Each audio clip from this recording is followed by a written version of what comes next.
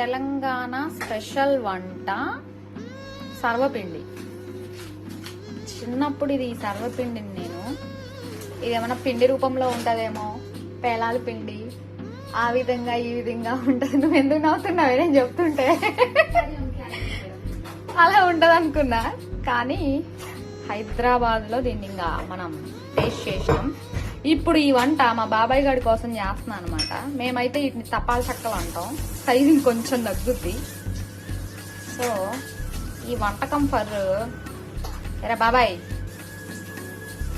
వీళ్ళు చాలా సైలెంట్ గా ఉన్నారు, ఎందుకు ఏంటని నన్ను అడగండి. దీన్ని ఇలా ఆయిల్ పెట్టేసి దీన్ని ఇలా పామేసి, పామడమా ఏమంటారా దాన్ని, చేత్తో అనపడాన్ని ఇట్టిట్టిట్టిట్టిట్ట నొక్కేసి దీనిపైన ఆయిల్ పోసి ఎంతకి పొయ్యి, అరే పొయ్యి ఎలిగిరా, పొయ్యి నవ్వుతావింది.